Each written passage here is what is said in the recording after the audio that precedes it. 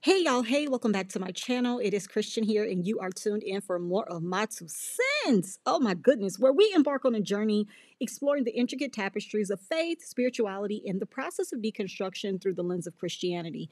If you're joining me, then hopefully you're ready to engage in some thought provoking discussions, delve into the complexities of religious beliefs, and navigate the paths of questioning and reconstruction. Whether you're seeking to deepen your understanding of the faith or exploring the realms of deconstruction within the Christian context, this channel and this space right here is somewhere for us to have open dialogue, introspection, and a compassionate exploration of the intersections between belief, doubt, and discovery. So I'm ready. If you're ready to buckle up, click your seatbelt, click it or ticket, all right, and embark on this transformative journey together.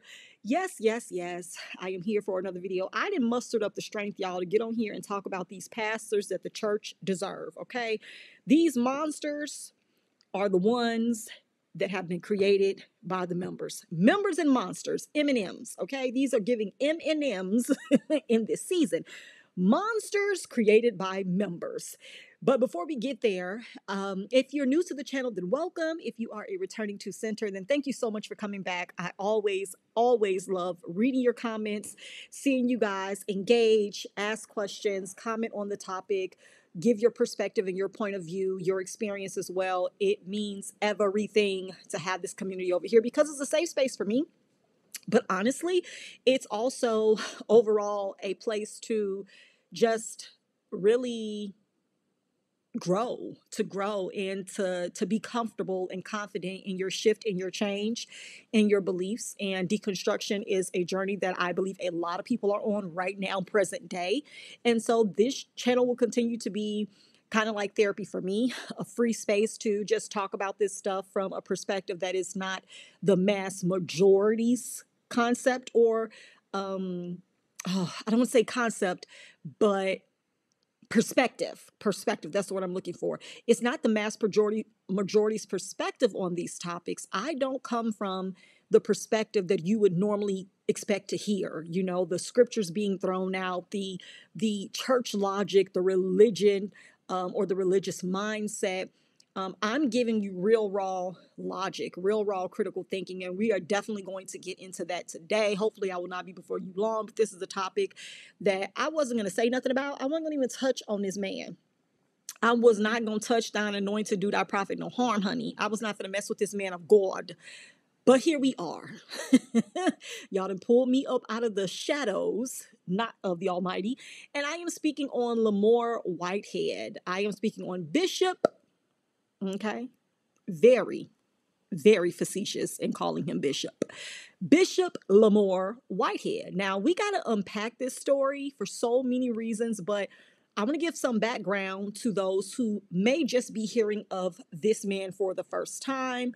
I am going to talk about, I'm going to approach this from the perspective in the angle of churches literally getting the pastors that they deserve. You all, if you're in church right now, you have the pastor that your church deserves. You all, as the members, when there's no accountability, when there is no structure, when there's no order, when there are no real values, when there are no principles, when there are no morals, there is no integrity, you end up with the pastor that you have, because that's the pastor that you've created, henceforth the pastor that you deserve. Okay.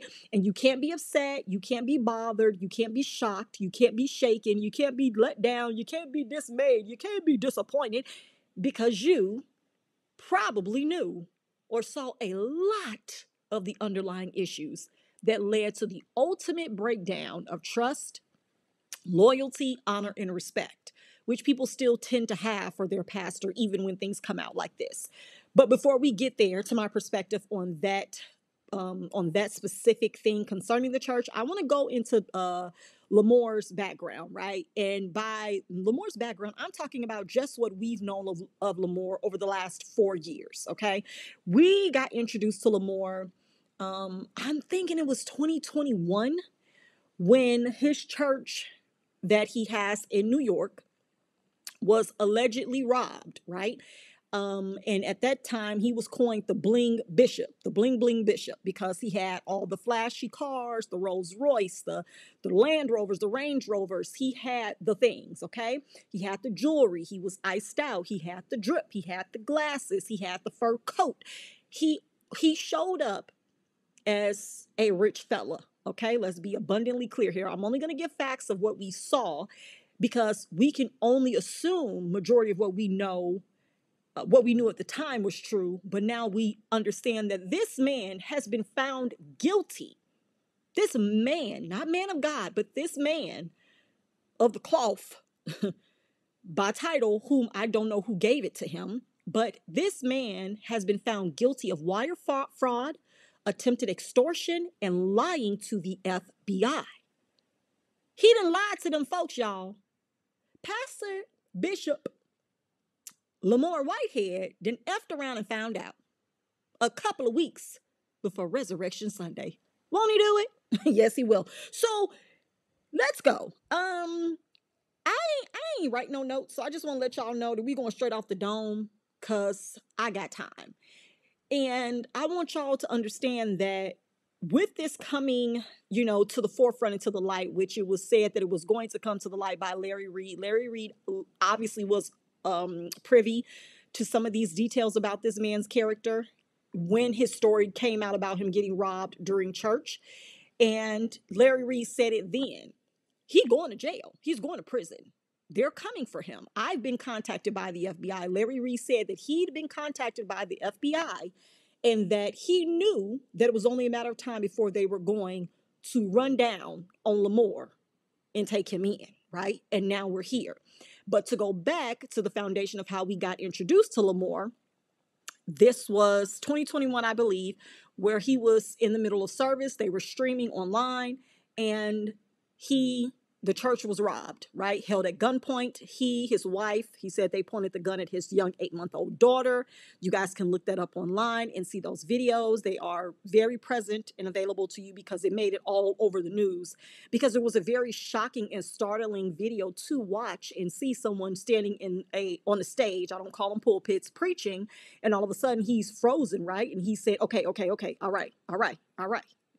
And literally, you see gunmen, right? You see gunmen come into the shot of the camera at church, and you see one man sitting on the stage on the pulpit with his Bible in his hand, in his lap, froze, right? It was really, really crazy and scary to watch happen because you think about how many people gather all the time across the world, across the nation for church of whatever religion and belief system. And to see someone just able to freely walk in off the streets with firearms and hold them hostage pretty much to rob the people there, it was very disheartening to view. And I never assumed that it wasn't real. I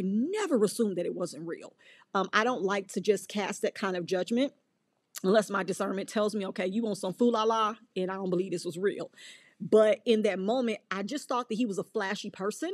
And so that's what ended up happening. He's very flamboyant online, very flashy. Not that means you should end up being held at gunpoint during church to be robbed of your things. But it kind of seemed as if though someone knew who he was, had been watching him, knew where he, where his ministry was, and they came for it on site.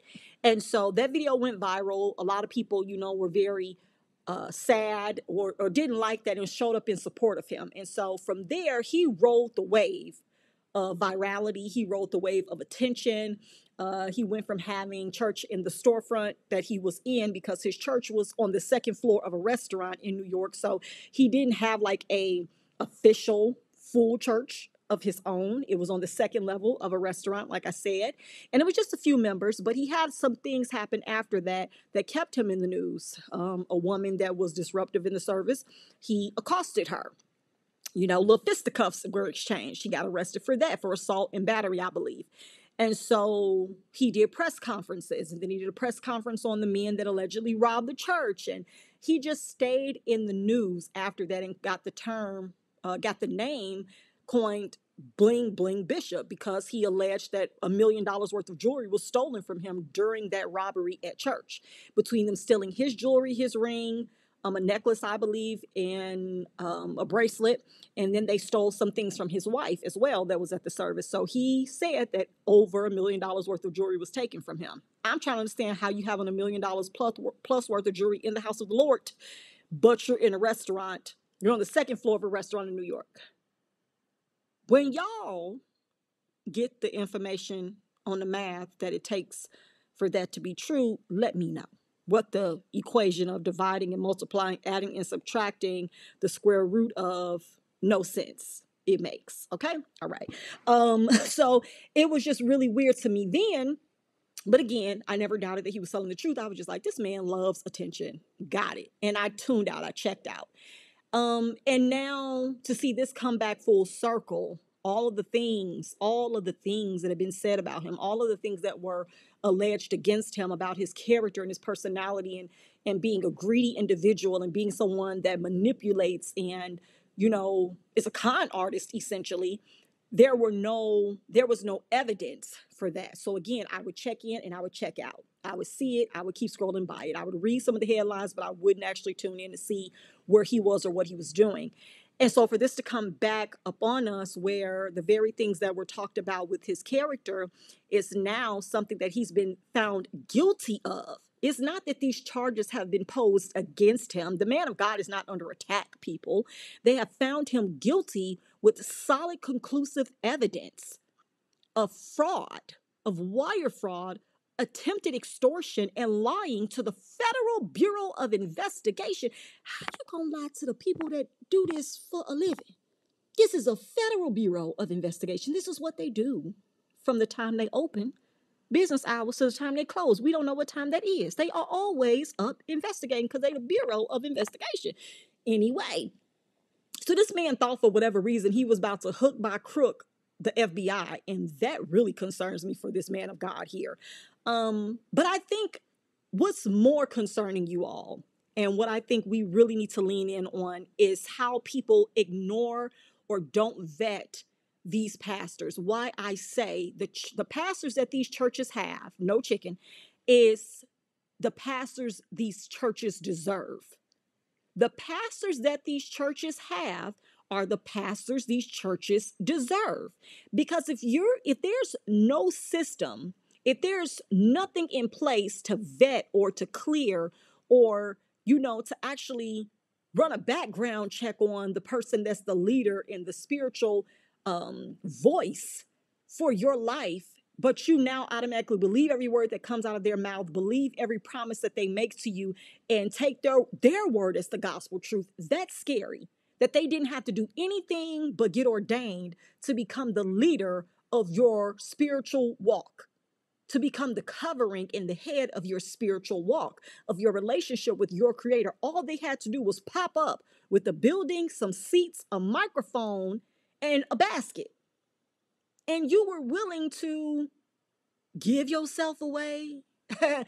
Shout out to William McDowell. You was ready to give yourself away because they checked off those boxes, but you didn't do due diligence as they do when you buy homes, as they do when you have investment opportunities or somebody invests in you. Due diligence is a process that you are supposed to take on your own recognizance to make sure that you are covered, to make sure that you are not being exposed to something that could be a scam, something that could literally wipe you out.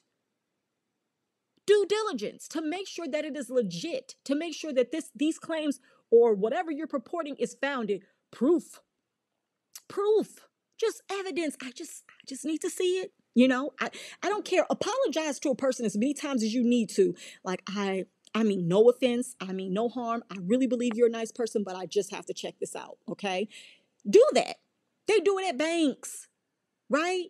We see you have everything in order. We see your paperwork. Thank you so much for bringing this in, but we have to review it, right? They have a department for that. They have underwriting for that, to check every file, every piece of paperwork that you sent in, every bank statement. They have departments dedicated to due diligence. And when you have members that don't do due diligence, they just get up in the front of churches and join because they opened the doors of the church. That's when you get the pastor that you deserve. And Lamor Whitehead is the pastor that whatever church he has or had, whatever members that trusted him or now don't, they deserved him because they didn't do due diligence. If they had done due diligence, they would have found that Lamor had been a lie. He was a liar from the beginning. Okay, don't they say it about Satan? Satan has been a liar from the beginning. Lamor, lie, has been a shisty person from the beginning because Lamor was convicted of fraud in the early 2000s. Yes, he was. Yes, he was, y'all. Yes, he was. Like they said, taking on for the 99 in the 2000s. La lie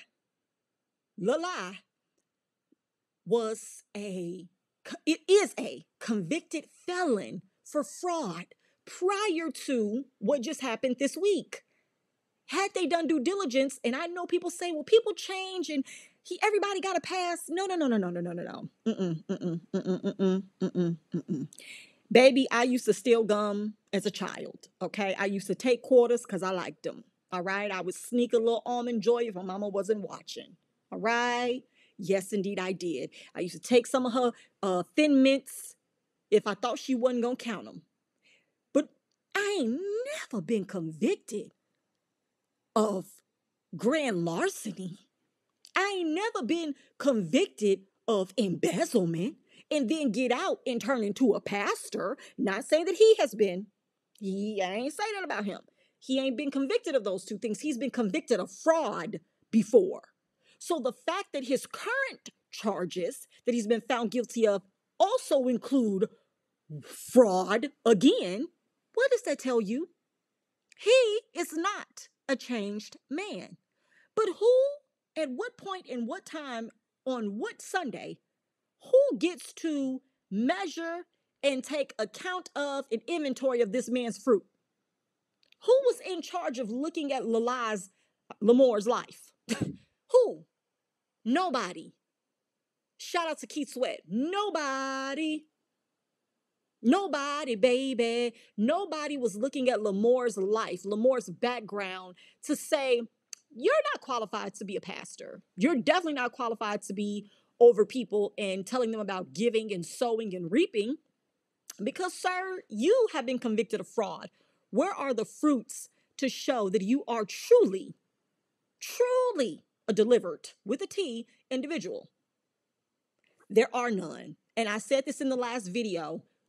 We are dealing with people, pastors in churches, no chicken, that literally chose the career path of being a pastor because they were rejects in the regular real world. They had no real skills. They had no real connections. They had no real qualities that would make them want to, A, commit to a career path, make them actually apply themselves to learn something that would then cause them to have to pursue that specific thing only. With the Bible, you can just keep rereading and coming up with new ideas on what the context means and presenting that every week to a group of people who are constantly chasing after a savior that they will never, ever be able to truly please because the goalpost is moved every week for your salvation to truly mean something. I can just keep on teaching from this book. I never really have to expand on my learning. I never really have to ever get a certification.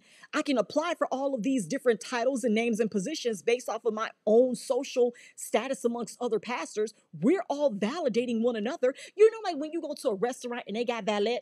I know it's valet, y'all. But when they got valet, and they be like, okay, well, what restaurant are you going to? And you be like, oh, I'm going to this restaurant. Okay. When you go in there and eat, they actually will validate your parking. They will give you a ticket or they'll give you a receipt and like stamp on it, whatever. And when you take it back out to the valet, you don't have to pay anything because you were a patron at this restaurant. So we park their cars for free, right? That's what it's like in these pastoral groups, in this pastoral industry, right? Like in this circuit and community of men and women who are just self-validating their own damn tickets. They just out here stamping their own tickets. What in the Willy Wonka is going on here? Y'all are stamping each other's tickets with no real patronage. You did not patronize the actual scripture. You didn't go to no school of divinity. And even if you did, I don't even care about that, right? Because you can learn something all day. That doesn't make you it at all.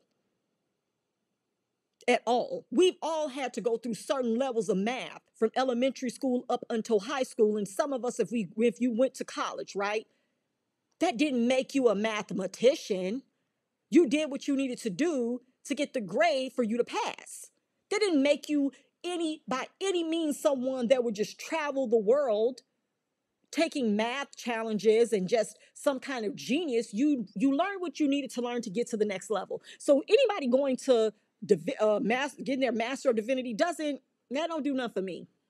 You being a theology major does nothing for me. There are atheists that study theology intentionally to learn about all of the different ones so that they can know what their position and stance is on all of the different religions. So they can understand the background and then come to the same conclusion of all of them, that they're man-made and created for one sole purpose.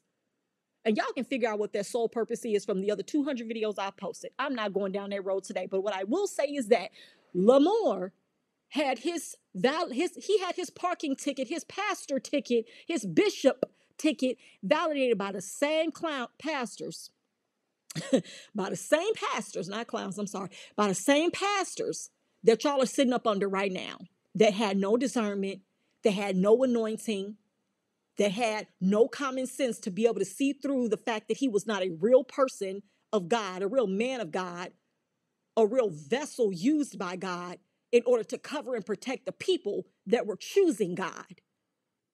That is scary to me, that nobody in these buildings are able to notice when they're literally sitting amongst a wolf. Literally has no idea when they're sitting amongst the very person that is going to slay them, that's going to rip into their ass. And I mean, take it all. Whatever they can get, they're going to take it from you. You think you're going to church to get God. You're going to church to get got.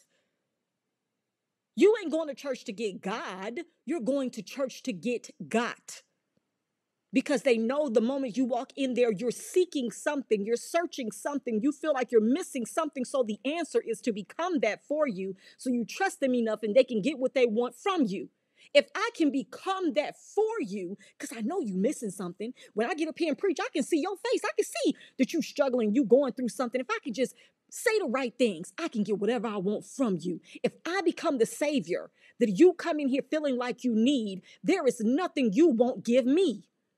They'll tell you to give it all to God, to raise your hands, to empty yourself out, to pour yourself out, baby. They want you empty, mentally, emotionally, physically, and financially, so they can get what they want from you. They don't want you to have nothing in you. They don't want you to have no common sense. They don't want you to have no critical thinking. They don't want you to have no logic. They don't want you to have no power. They don't want you to have no strength. They don't want you to have no joy. They don't want you to have no peace. Baby, they need you to be a wreck. They want you to be a wreck. Some of y'all think y'all avoid men that'll manipulate you and use you by staying off of Tinder and staying off of these dating apps. You're literally sitting amongst some people who are glad you're not on Tinder getting used by another. They're glad you ain't getting used by another man because they can be the man that uses you. They can be the man of God that gets what another man can't get from you. They become the pinnacle and the height of your loyalty, the person you trust the most, so they can then pretty much be the God in your story, in your life. You trust the pastor. You trust what the pastor tells you. You trust what the pastor shows you. You trust when the pastor asks you for something. You're okay with that because he needs it for the kingdom.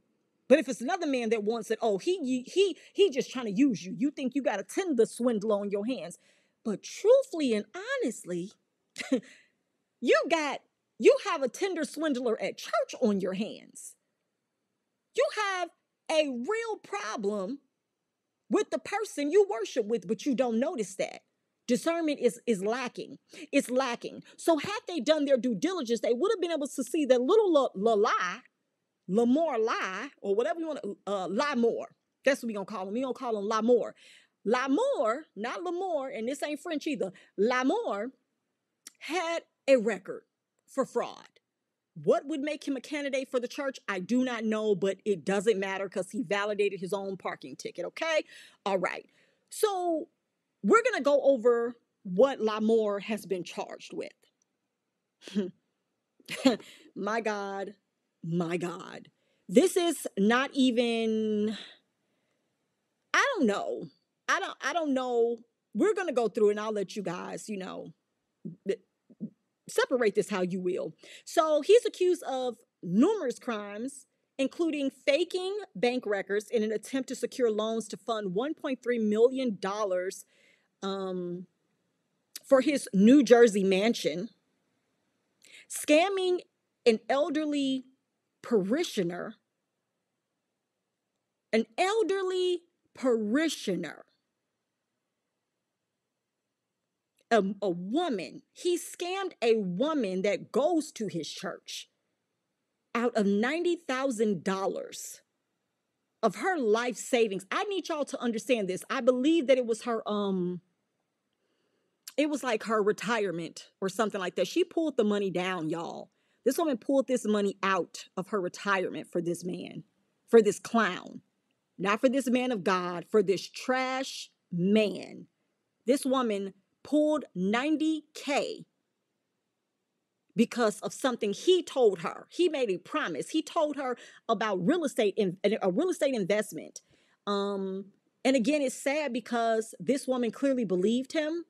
I don't know who all, was around her or who her voices of reason could have been that she could have run this past, but he got someone that clearly was very vulnerable and trusted him.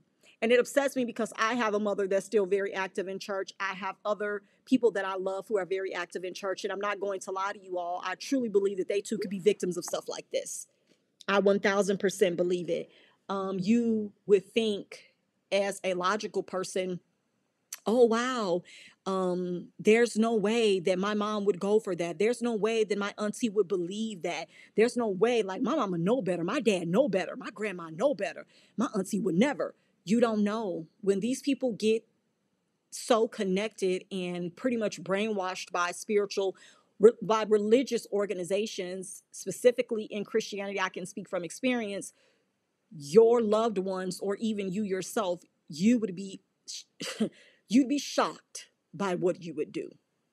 You'd be shocked by what they would do because of what they believe they're called to do and what they believe the man of God can do for them. You'd be shocked. And I say this because I see it on a level that isn't $90,000 out of your life savings, right? But I see it in the form of, it's kind of like breadcrumbing, to a certain extent. You make these promises, you give your time, you sacrifice these hours and days or whatever, and you preach and you come up with these messages. And these people become endeared to you and they really do see you as the shepherd of their soul. And by that, it's really free game. It's open season on these folks to ask for what you will, as if it's a building fund or if it's a community effort or if it's a pastor's appreciation or a church appreciation or the pastor's birthday. They literally can tell members, we want y'all to sow $200 per member, $300 per auxiliary. And the member can be on an auxiliary and an individual member, and you're expected to give on both accords. So as an individual member, you need to give 200. And if you're on the nurses board, you need to also contribute to the $300 your overall team is giving, right? So now you're getting hit up double. You're talking about people who normally do not have what they need in order to live a life above the poverty line. And you're expected to give this stuff out of a open, willing heart as a sacrifice to God, but it doesn't go into God's pocket. Okay. All right. So just so we're on the same page here. So for me, hearing this about this woman who has clearly done well enough for herself in her life or her career or planning to have $90,000 to give a man that is a pastor, he definitely deserves the prison cell that waits for him. He deserves it. So those are some of the things that he did. And he used the $90,000 to blow on luxury goods, to pay for his car note, to pay for his home, his mortgage, and they were able to trace this money, you guys. So they were able to see exactly where Lamor spent this money. They were able to see that Lamor did not invest this money into any real estate property that he told this woman he was going to invest it in. He did nothing that he said he would do in order to acquire the funds. He did none of the things. And that's a problem. Because again, who is validating these people? It's not God. If it's not God saying that you're a man of God, who is saying it? Just you. I don't think that people understand what self-esteem is. I don't think people get it. Self-esteem works in a very mysteriously powerful way. You only need to believe in you. That's self-esteem. If nobody else believes, you do. You believe in you. You believe in self. Self is approved. Self is confident. Self is aware. Self is able. Self can do it. I can myself do it. That's self. That's self. That's self. This man believed he was a pastor. Nobody else had to believe it. But Lamor. Okay? Okay. Then after you say it so much and you align yourself so much with the power of the mind and the intention of you actually being accepted as such, other people too will be attracted to that belief. You want to know why? Because they don't believe in themselves. And you know how, and this is very sad, but I've come to this conclusion not being in church. When you don't know who you are, you're attracted to environments where people do know who they are. That attracts you. There are certain things now that I know who I am. I'm confident. I'm unapologetic about it. I'm not humble at all. Look up the definition. I also did a video on it. I do not put myself in the place in any space to make other people feel as if though they can level or not level, but they can exalt themselves above me. We're equal or we're not engaging. It's very simple. I don't step into spaces with people and say, oh my goodness, I admire you so much. I love you so much. You're everything to me. Oh my God, I'm just fangirling or enamored by you. I don't do that. Because when you give that kind of power to another person, that's an attraction that allows that person to then have or wield some kind of power over you, some kind of emotion, control over you. Now, this doesn't happen often, but no, I'm not going to say that. This happens more often than we would like to admit as adults and as individuals who think we are independent people. You're not independent. You're usually drawn to something that you lack. Look at it with all of these courses and these gurus and these experts and these pastors. They're lay members, right? The people that sign up for their courses and their counseling or whatever, these are people who lack the knowledge, lack the confidence, lack the information, so they go seeking it from somebody who appears to have it all. Not realizing that you are the reason that person has it all, because all they had to do was believe in themselves first. And they attracted you who does not believe in themselves at all. Now you are giving them your power. Now you are giving them your resources. Now you are giving them your belief. They're getting bigger while you're remaining small. You're remaining the same. Some people actually get worse. They don't get better. They don't get stronger. They don't go farther. They stay right where they are, and some people shrink. This woman, whatever she needed that money for herself, she didn't visualize and see herself as wealthy or important enough, but that man knew. Lamor knew that he was in the midst of people who would really believe in him more than they believed in themselves. There is nothing you can do to make me part with $90,000. There is nothing you can tell me. There is nothing you can guarantee me to make me part with $90,000 that I've earned. There's no program you can sell me. There is no investment opportunity you can show me or present to me. I'm good. I've already made $90,000. I'm not giving it to you. I'm going to use this for what I want when I need to. I'm not going to watch you walk off into the sunset and do God knows what for a expected or not even an expected return, but a risky return on my investment at whatever day, at whatever point. Negative, 0 stars, do not recommend. Cannot believe that this is even the conversation we be having, but this is real. So Lamor believed in himself more than everybody else believed in themselves. And this is how we're here today. He's about to get a jail cell. And hopefully this woman's money will be able to be given back to her, but more than likely it won't, because it went on this Rolls Royce that we're looking at him in right now with the orange interior. Something this woman probably has never ridden in. Something this woman has probably never touched, never test drove, never seen in real life. Yet you're driving it because you believed in the power of self to gain and attract someone else who didn't believe in themselves at all, didn't know their own power. She became powerless the moment she gave you her power, which was her money. She had something you needed. You didn't meet her need. You preyed on her need with an E, not an A. Let's move on. The next thing that he did was leveraged or attempted to leverage his friendship with Mayor Eric Adams to extort cash in return for favorable actions in real estate deals. The money to fund the pastor's ritzy lifestyle and attire came from other sources of income. I wonder what that is.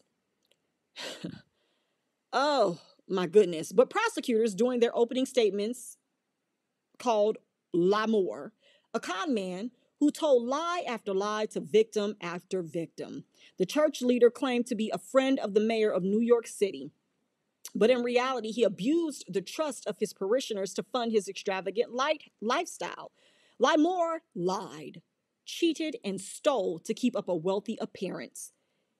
He used lies and threats to get money from his victims. When lies caught up with him, he lied to the FBI. The wrong road. The wrong road. Charges were first filed against Lamor in 2022. During a search after his arrest, he lied to federal agents about how many phones he owned.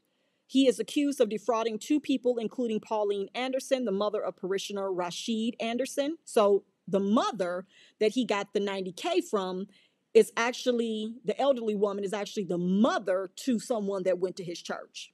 I'll be damned. Not you didn't scam a member's mama. Y'all, come on. Come on, y'all. Protect the elderly and the babies, y'all. God looking out for elderly people, babies, and fools. But not Lamor. Lamor is definitely not covered under the God plan. Whitehead allegedly told her that if she gave him $90,000, he would use it to buy her a new home and fix it up for her. That never happened. Instead, prosecutors alleged he burned the cash at Louis Vuitton. Sir said, "You will not get a house today. This is not Monopoly, baby." Instead, prosecutors alleged he burned the cash used. He used the money, y'all. He spunt the money, SPUNT. He spunt the money down to the Louis Vuitton, Foot Locker, Grubhub, and payments for a BMW. Now, we know what BMW stands for, don't we? Black man working.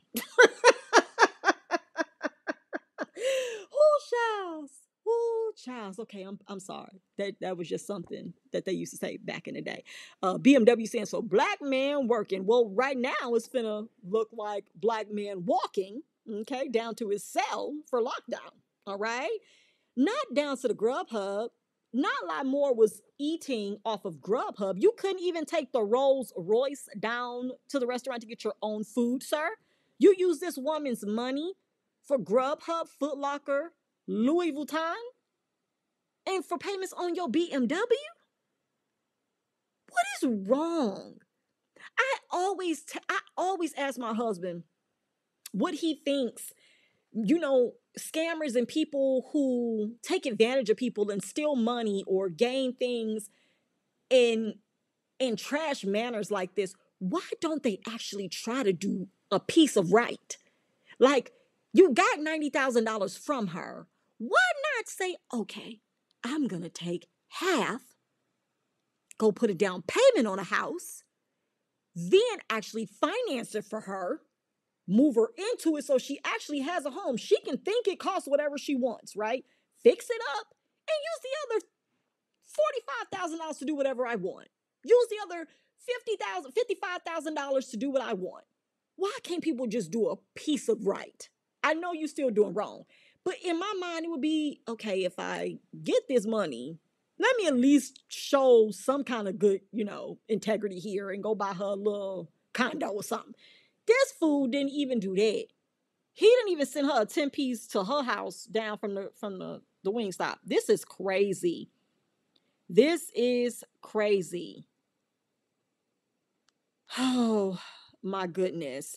Other charges stem from an alleged 2018 scheme to obtain a fraudulent $250,000 loan for his Paramus mansion, which is on the screen right here. This man fraudulently tried to obtain a $250,000 loan for that, wherein the pastor was accused of fabricating documents to make it appear an LLC he owned had millions in its bank when it really had $6.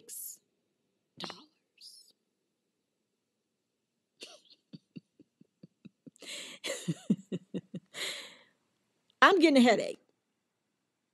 I'm finna have to end this video. Because, see, this is more than I bargained for. I hadn't read through all of this stuff yet, y'all. Because I like to give the lives right on the lives. This man falsified bank statements to try to obtain a loan for a home that I don't know how he ended up in, but he in the house. This is his house, y'all. This man tried to defraud the bank.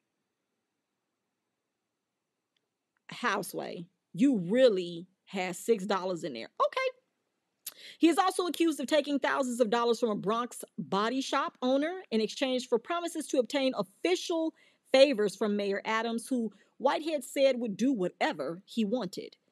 Whitehead's eccentric style and antics have long drawn him attention in the Big Apple, and he made headlines in 2022 when his Brooklyn congregation, the Leaders of Tomorrow International Ministries in Carnegie, was robbed at gunpoint during a live stream sermon. Yeah, I'm gonna tell y'all this right now. Given what I just read, I'm so glad that he was found guilty. I think that it is crazy that the world system has to be the one to capture this clown first versus the church being able to sniff it out through the discernment and the anointing that y'all claim y'all have so much of, but you all won't call out your own, and you want other people to keep their mouths off of your men and women of God who are clearly fleecing the flock from 9 to 5 or every time they go live on social media. Every time they get a mic in their hand, they do a little dance and ask you to pay them at the end. I am confusion on how this had to come to this point first before this man ends up where he actually should be, which is in prison and not in a pulpit. How did he get into a pulpit after being in prison? That's the first question. Doesn't matter. Y'all got the pastors that y'all deserve. This man is not a pastor. He's a problem. This man is going to be the reason why there are people who don't come to church, but the reason why people actually need more deliverance in church because they actually came in contact with this false representative of a savior that y'all are chasing after. How is it that he can preach Jesus but don't have Jesus? How is it that he can be a voice of God but then treat you as if though you're not a child of God? How do you steal from the very people that you're praying that God blesses? How are these things possible? Y'all ain't got no answers.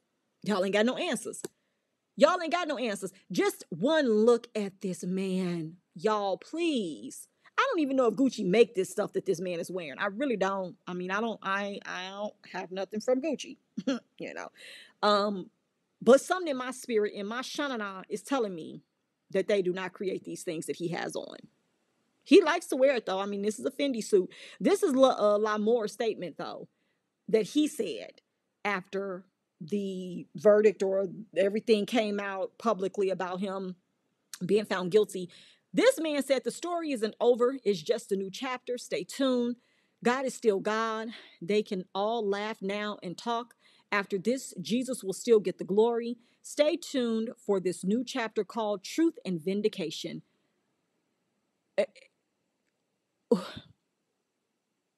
I don't know. I have no words. I really don't. I don't have any words because there's a different level of delusion that you have to be able to reach in order to still carry on. And I don't believe that he believes that he's going to be vindicated. I just believe that he is so far gone that he has to keep the act going. And that brings me to, as I close, everything encapsulated in this situation of me saying that the church today has the pastors that they deserve. The church today has bred the pastors that are popping up.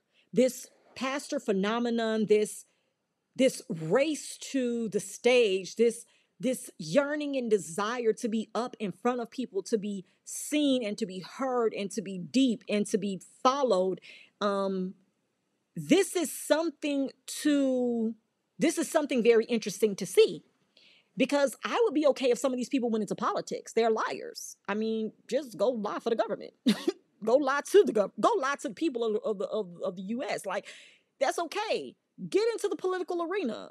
Run for some city council positions, right? Get into some of these places and do what you do. But those places are monitored. Even though they have corruption, you got to work your way in and up to that. In church, there's no red tape. There's no barrier to entry. You just have to be able to get a spot. Get a spot. Get a spot. Get a place. There are people who are actually just using other churches' church after they finish with it during Sunday morning. They have their church service on during Sunday afternoon, Sunday evening, because they can't afford their own ministry yet. There are people who find a way to become a pastor, y'all. People are out here finding a way to become a pastor, y'all. These people want this stuff so bad. And I don't get why they don't want God just as bad. If you want to talk to people this bad, start a YouTube channel. Leave these folks alone. Please. But they can't. Pastors can't leave these parishioners alone and stop having these ministries because you all won't stop going. You all won't stop chasing and running after these people. It's hard to have an audience when nobody shows up, you guys. It's hard. It's very difficult to have an audience when no one shows up. It is easy. It is easy to put on a performance and have a whole circus show when clowns continue to gather for the performance, though. It's different. When nobody comes, you have nobody to talk to. You can't really be who you say you are if nobody's actually saying that you're that. A car wasn't a car until it was called a car, right? A cup isn't a cup until it was called a cup. A computer wasn't a computer until it was called a computer. A mic wasn't a mic until it was called a mic. A pastor wasn't a pastor until they started being called a pastor. They were just their first name, human, given by a human, birthed from a human.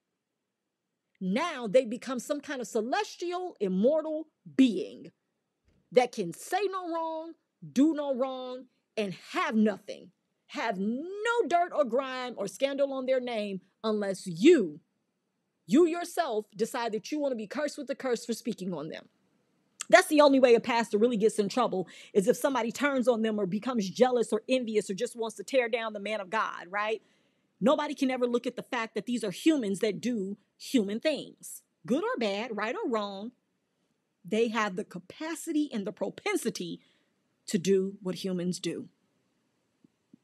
And Lamor has done it more than a few times. And it is definitely obvious, and it is very clear to see that when there is no accountability and where there's no real anointing and there is zero discernment, you can go this long, lying this long, and using people this long to live a life that looks as if though you are blessed. You all need to really start asking, who is doing the blessing? Is it God or is it you? Because a lot of you will find yourselves in the position, in the space of the woman that Lamor used and lied to. Y'all think y'all pastors are blessed. Y'all pastors are blessed because of you. And if your pastor can live and have and move the way that he or she does because of your willingness and your giving and your sacrifice and your faith and your work and your belief, what can your faith, your work, your belief, your love, your sacrifice, and all of that do for you? How is it that someone else that's not you can benefit from you, but you don't benefit from you? Make that make sense. I will never get that. How someone else that's not me benefits from me being me more than I do. That's why I don't believe in humility. Y'all can miss me with that.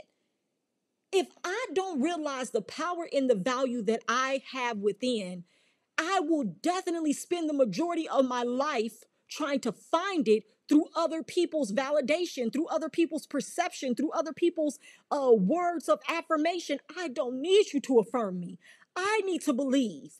I need to see it. I need to go after it. I need to obtain it. I don't need you to tell me I can. I don't need you to pray with me or for me. I don't need you to write nothing down. I don't need to sow a seed into you for me to grow. Don't make no sense. Doesn't make any sense.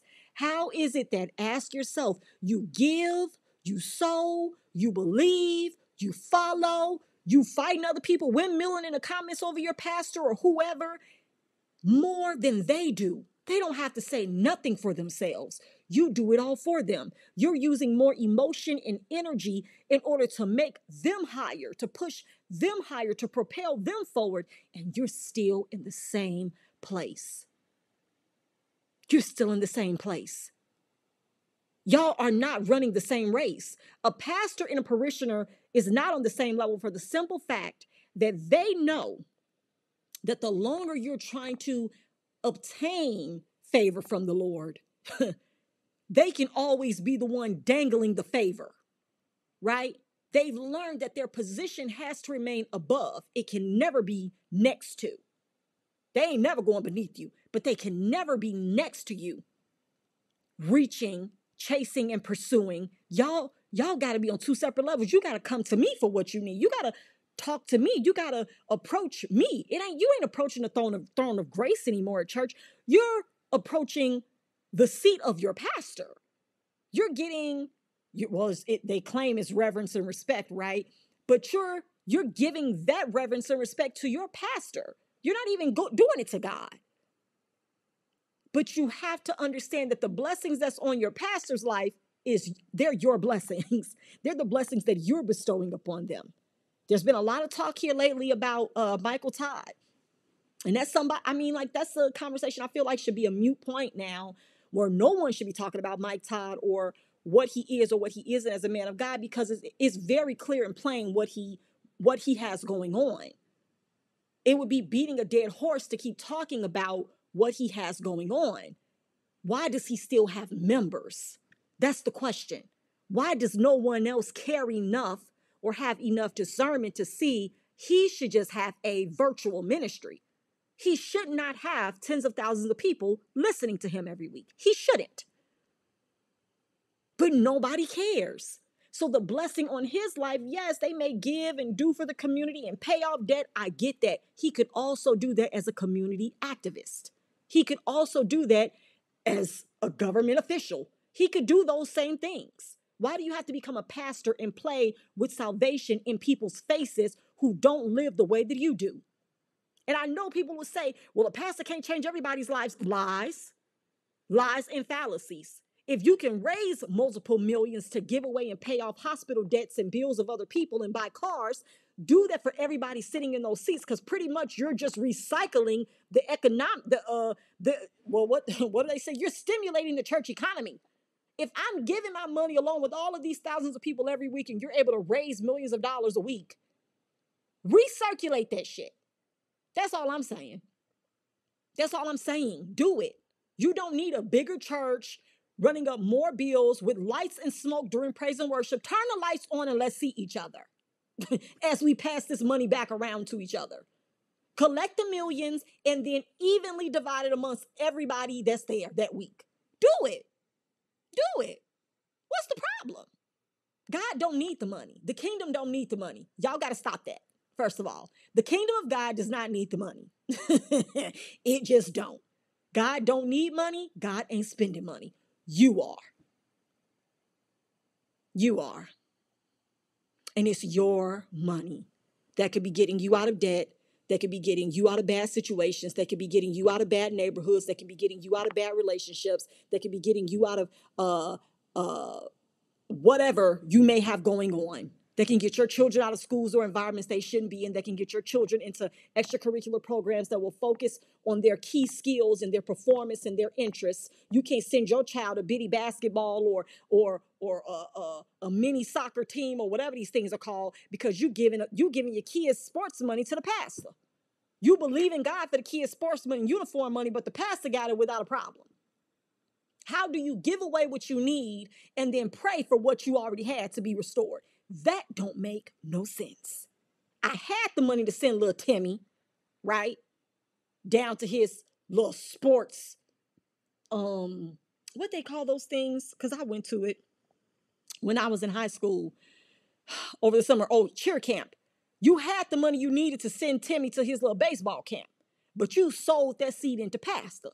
Now you praying that God will perform a miracle to get that money for you to send little Timmy. And then that becomes your testimony next week. I had gave my last and I told God, I don't know how I'm going to do it this week. Why is that a testimony? That you tested God to see if God would restore the money that you shouldn't have given in the beginning with a D. I said beginning. Yes.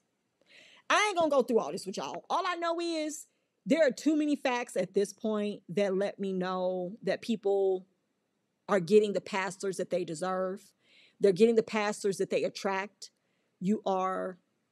Some of you all need to break these soul ties with your ministries. You need to break these soul ties even online with some of these pastors and these people that you've made your besties, your inspiration, like your sister or your auntie. You have all of these connections with people because of something that you lack. And I am very aware that it's possible to happen to any of us at any time, to pretty much, I don't want to say idolize, but look at a person and put them up on a pedestal because you feel like there's something you don't have and they can help you gain that. And I just want to tell you to be careful.